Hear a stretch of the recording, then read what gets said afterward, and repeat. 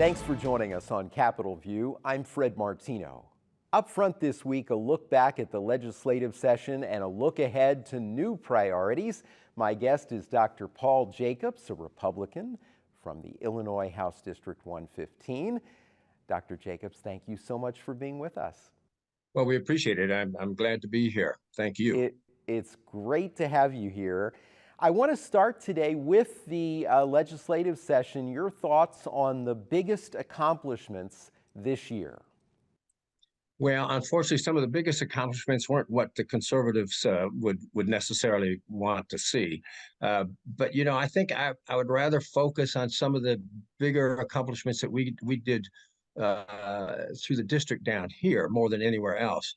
The areas that were extremely important were economic development to me, and so we worked very hard with the Black Caucus, Hispanic Caucus. I have a very good working relationship with them, and if you want to pass things, with 2-1 voting against you, you need to have friends on both sides. We have to be bipartisan. There's no way you're going to get things done.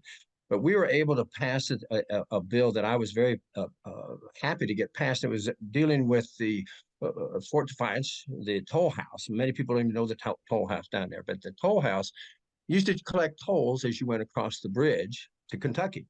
The bridge was built in the 30s, and it was a toll bridge. Well, it was paid for by 1948, but the state has still been taking care of that building up north of Fort Defiance. It's on the Fort Defiance property. They've been taking care of that for all these many years, and they've had a number of things in there, but it hasn't ever gone anywhere. What we did, though, is we were able to get the state to sell that or get it ready to be sold to a company out of Wickliffe over in Kentucky that's going to bring a fish processing plant in.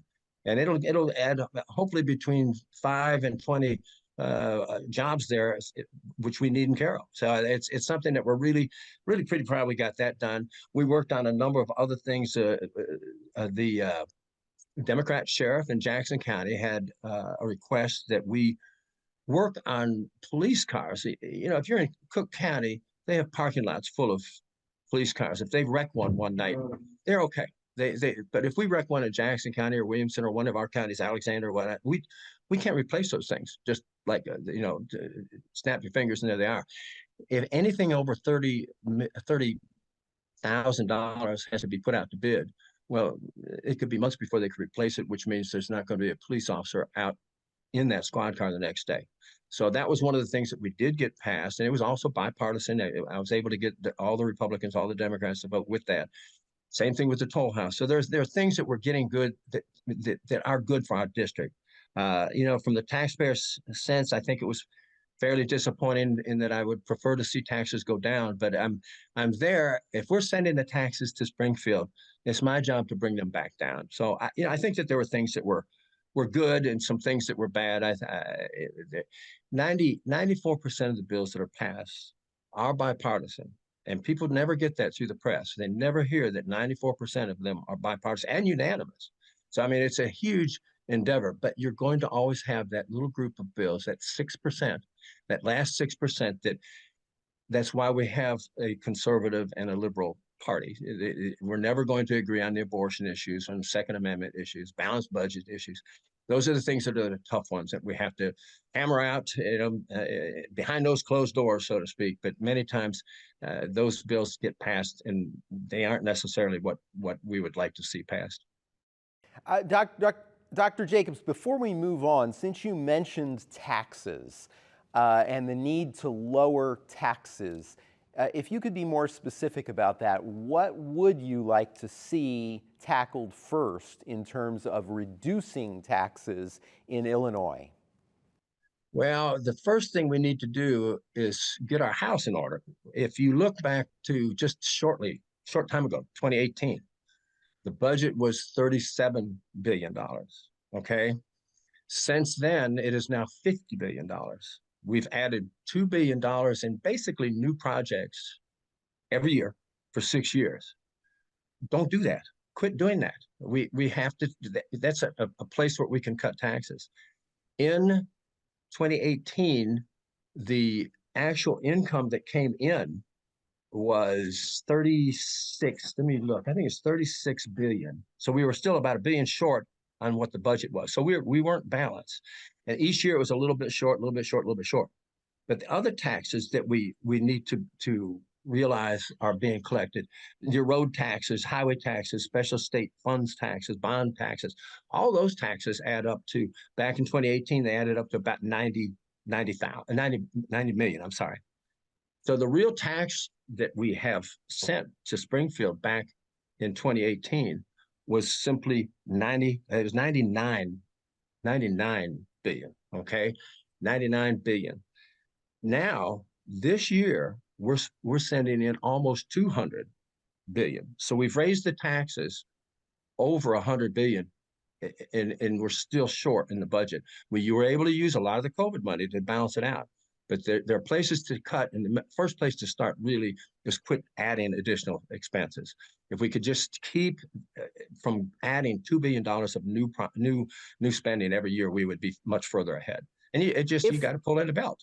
If you were able to accomplish that and you were able to cut expenses so that you were able to lower some taxes, what would be your priority? What tax first would you want to lower? If you could lower taxes, I would not be objecting to a complete 5% cut on every agency. 10% cut on every agency. It wouldn't be fair to just say, well, we're going to take it from here or here or here. I think that everybody's just going to have to tighten the belt a little bit. And when if the revenues don't come up to what we think they hopefully are going to come up to, we're not going to have any choice. You can't continue to tax and regulate your businesses to the point where they move out of the state. And if those cuts, and Dr. Jacobs, if those cuts were made, what tax would you want to see cut first? Would it be property taxes? Would it be in the income tax, sales tax? What is it? Which tax needs to be cut first, in your view? Again, all of the above. I think if you were able to just go across the board and cut some of the taxes all across the board, it would be a fairer way to do it. Property taxes are out of control. We all know that, but we do have to have our services. So you have to balance all those things. But if you quit adding additional new programs, that would be a great place to start. Okay, very interesting discussion and an important one, and one that I'm sure we'll continue to have with many different legislators on this program. So moving on, we talked about briefly there about the legislative session and some of the things that you were proud of. What are the most important issues that you're still working on for the upcoming year? One of our biggest problems right now is the passage of the CEJA, the energy bill. It had some good things in it, but it had some very bad things in it. Joppa over in Patrick Windhorse district was closed down. The coal company's closed down, so there's no electricity coming there. Baldwin will be closing in 2025, which is over in David Freese's district. And in my district, the Grand Tower natural gas plant was closed down. And that created this vacuum of property taxes. In Grand Tower, they paid $1.3 million to the school district there. And we were able to, last year and this year, get that put back in for Joppa and for Grand Tower. And that was through our friends on the other side. They were able to get that for us, so that, because they realized there was nothing in the energy bill that took care of the reduction in the property taxes. And we can't have the public absorb that 1.3 million every year without doing something about it. So we've got to still look at those things in the next sessions. Some of the things that are coming up, the veto session. One of the major things that we'll be doing, I think it may be one of the only things that we do, is the nuclear power plant bill that the governor vetoed. And he vetoed it for a few reasons that he felt were very important. The bill isn't Chernobyl or 3 Mile Island. The bill is bringing out the ability to bring these portable, we'll say portable, nuclear power plants. They're based completely on what we've used for decades in our submarines. And we have, knock on wood, no problems with those nuclear power plants. If you go up to Mount Vernon, which used to be in my district, but it isn't now, but Continental Tire could run completely on 2 of those units. So we want to continue with the energy discussions and not be just run off the floor. We need to get the nuclear power plants working. We don't want to take away the ones from Chicago. Right now we don't have any replacements for that. Those are some of the important things we just need to do. The cost of energy is way too high. I've got one of the gentlemen that used to work for me at my winery before I sold my winery, which I sold 3 years ago. But at any rate, he bought the little store in Alto Pass, and that little grocery store was paying about $800 or $900 a month in electric. And then when CEJA came through, the electricity is going down, Ameren's going up. He's over $2,000 a month. So somebody's got to absorb this stuff. The grocery store. We have 13 little grocery stores throughout the district, throughout Patrick, Windhorst, and over here in my district. Those little grocery stores can't afford to pay $2,000 or $3,000 or $4,000 a month in electricity. Yeah.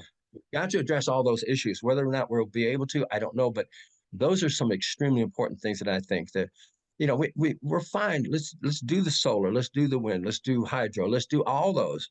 But I think they jumped the gun with the CEJA and made everything just too soon. We're not ready for it. Maybe we can make some bills that change it up a little bit. That's what I'm hoping for.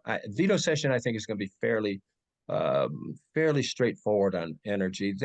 I'm sure that they're going to bring some things that the conservatives just really hate, but they had 2-1. So I mean, they have the votes, and that's okay. We just have to deal with it.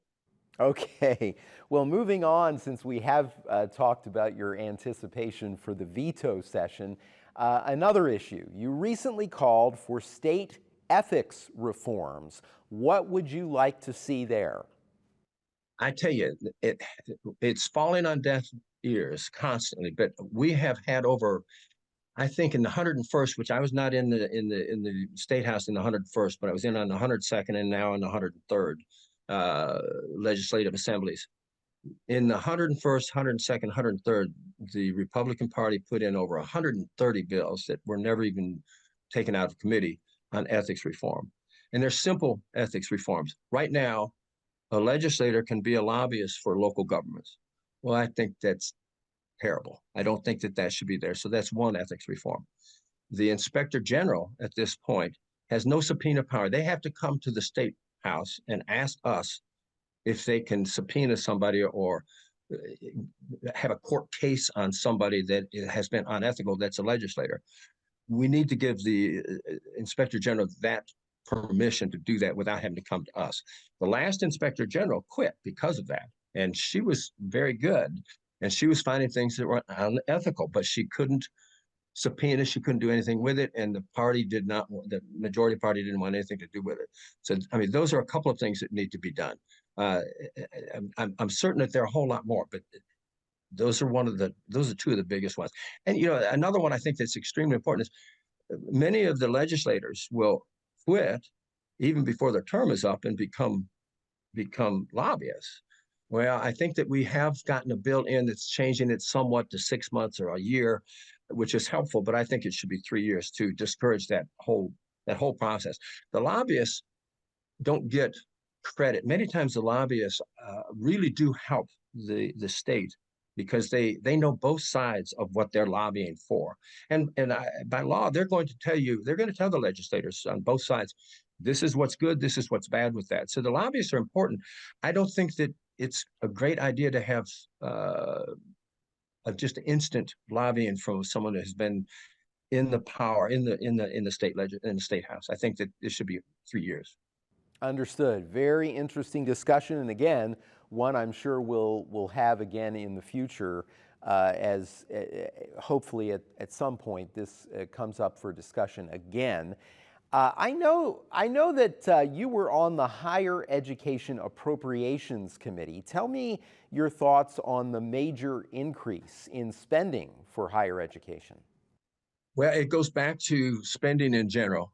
I do feel that we're sending money into Springfield, and it is my job to bring whatever money we can back down to my district. SIU, of course, is in the district, and I think that it's extremely important that we fund as much as we possibly can. The problem I'm having with spending in general, since it is a spending issue, right now, our hospitals requested 20% increase in Medicaid payments. Medicaid has not been adjusted in, I think, 28 years. The hospitals have dealt with 28 years of inflation, et cetera, higher costs, higher health costs, but we were able to get them 5% increase instead of the 20%. So we have to spend our money more accurately. I think that the spending on the university is important. They left out though some of the community colleges in the original stuff, so I wasn't totally satisfied with the way they did it. But it's up to us to bring that back down here. SIU is a great research. We've got the med school, we've got law school, we've got MBAs, we've got so much there, and we definitely want them to continue. So I think the spending was okay. I'd like to see it come from some other areas though too. Okay, and as a matter of disclosure, WSIU is licensed by Southern Illinois University. One final question for you on higher education. What do you think is needed, if anything, to help state universities and colleges increase enrollment? Well, I'll say this. I think that hiring Chancellor Lane, I'm not trying to blow smoke, but he's been a real kind of fresh breath of fresh air in that he listens. I met with him when he first got here. Maybe he was here a month or two in, and I met with him. I know many other business leaders, legislators, a lot of people have met with him. And I think that he came away with one of my particular complaints for the last 50 years has been not recruiting locally. Just think if you bring a quarterback in, even in the college sports, you bring a local quarterback in, you're going to have tremendous amount of people coming from DuQuoin or Pinckneyville or Marion or wherever. They're going to come to see these kids. The talent that we have here is leaving. 51% of our kids that are college bound leave the state. 51%. He has gone out personally to the high schools throughout all of the area, all the way up into the East St. Louis, everywhere. And he personally goes in and talks to the kids. And I think that's why we had a first time in 10 years an increase in enrollment at SIU, because I think he's involved with it. And I think that's extremely important. I think President Mahoney has been involved with it. They've come up with good programs. The Step Up program, I don't know if you're familiar with the Step Up, but the Step Up involves the community colleges. You go 2 years at the community college at that cost, and then you can then transfer it to SIU. They have, I can't remember how many community colleges they have in contract with that. But then they can go into SIU, still pay if I'm not, this is what I understand, they can still pay the third year of the community college cost. And then the fourth year is regular cost, but they can do it for $25,000. They'll get their whole university degree from a university that is a research university. It is a good university. And that's competitive then with our partners, our friends down at Murray State and SEMO. When you had to pay $80,000, $70,000, $90,000, it wasn't competitive. So they've come up with some pretty darn good ways of increasing. And I think that's what they need to keep doing, just increasing the local talent, keep those 51% that are leaving right here. And I think we do it. All right, thank you for that. Well, one area where we need more graduates is healthcare. But you have been working on another solution as well. Illinois is one of only a handful of states that does not participate in a nursing compact to allow nurses to get an Illinois license if they have a nursing license from another state. Give us an update on legislation you've been behind this that would allow Illinois to join the nursing compact. Nursing compact, as it was introduced by Representative Gable, I was a co-sponsor on that bill. It was something that would, in fact, do just what you're saying. It would allow nurses from other states to be able to have that reciprocity to come in and get licensed here. They had to be licensed. It's not just, well, come on in here, we'll give you a nursing license. You had to be licensed. Right. Medicine was behind it. Everybody was behind it when it was first introduced. And most And states are included. As I said, the Illinois is one of just a handful of yes, states not included in this. what happened when we got the bill in committee, because I'm on healthcare licensing also, the healthcare licensing, uh, everybody was on board, including the Nurses Association. Well, all of a sudden, the Nurses Association wasn't on board. And then we had to rethink a lot about, okay, what are we doing? Then we had the Nurses Association dropped out, Chicago Black Nursing Association dropped out, and they were against the bill. So the bill right now is kind of a little bit in limbo. That may come up. It may come up. It was not voted on. It didn't come out of committee. It was pulled basically, and so it's sitting there. The problem that we're running into is just like I was talking about the hospitals having their difficulty in not having to raise in the Medicare. They also are having to pay the traveling nurses extremely high amounts of money. And it's not the traveling nurses that are getting all that money. They're corporations that are coming up and getting contracts with the nurses so that they will then go and discuss, these corporations will go and discuss the pay that's going to be received from the hospital. I'm glad you mentioned that context, because it's very important to understand that there are cost ramifications in reducing the pool of nurses, because you still need care. You hire traveling nurses, as you mentioned, and that is extremely, extremely expensive. I want to, because we only have a couple minutes left, move on. I understand you've been working on other licensing reforms as well. Tell me about that. Well, we have one in veterans that we could talk about in a bit, but the biggest thing I think that what we're doing is we're realizing that there's a major problem with the licensing, and it's I don't care if it's hairdressers, barbers, it's everybody, surveyors, and not just healthcare. The healthcare is being hit by it quite heavily because I've had people constituents call saying, "Look, I've moved here to Illinois. Nurse anesthetist, one particular guy, no, she's just at wit's end because she has not received a license in 6 months, and she's going to have to leave and go back." And that was one of the people that we could have hired and kept here. So, what we've done is we've talked with the licensing agency, and we have discussed what's the holdup. And what the holdup is, they are putting in a new computer system. Well, that's great, but let's get the computer system in. Why can't you then just issue temporary licenses until you get that completed? I mean, they're doing that not to bring up one of the 6%, but the doctors that are coming in to man the abortion clinics are getting a 2-year extension.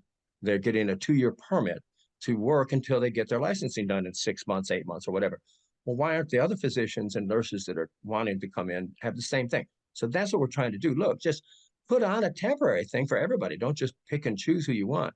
But right now there's a hospital critical problem going on up in Springfield where SIU does use the hospitals up there.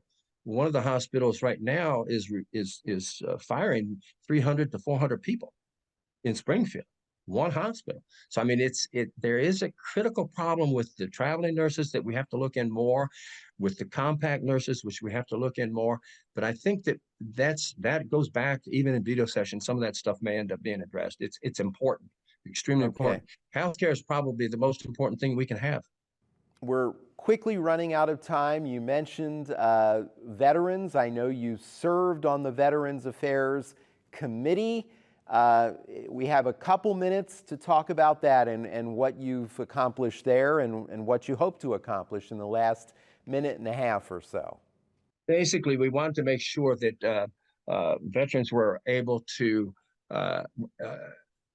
get licensed if they're hospital. If you're transferred into Scott, for instance, and you are licensed in another state, you had to go through a whole nother licensing process, and we passed a bill that would speed that up. That was one of the things we were working with the licensing for nurses, physicians, because if you go from state to state to state, you fall under a different licensing. But if it's so that would be health care for veterans then. Yes, to help health care for veterans. Got it. Well, not so much healthcare as actually just licensing. If you bring a nurse in from Norfolk to Scott, right? They would have a long time to get licensed, and Oh, we I want to see. speed that up. A military nurse. Military nurse. Yes, I'm sorry, Got it. I wasn't clear. But there was housing that was involved. Just quickly, some housing issues. There were homeless veterans. They need to be given some privilege or some idea if there's some federal money that's available, et cetera, because there's a tremendous number of homeless veterans. That's probably partly why we have 26 veterans a day that commit suicide. I mean, there's a ton of things that we feel that veterans, as a veteran, I need to do. Oh. Okay. All very important issues, and I'm sure, Dr. Jacobs, things that you will be working on in the year ahead as well. And we appreciate you taking some time with us today to share your thoughts and some of these accomplishments. Thank you for being here.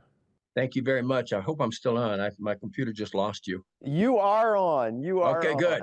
My guest was Dr. Paul Jacobs, a Republican from Illinois House District 115. Thank you again for being here.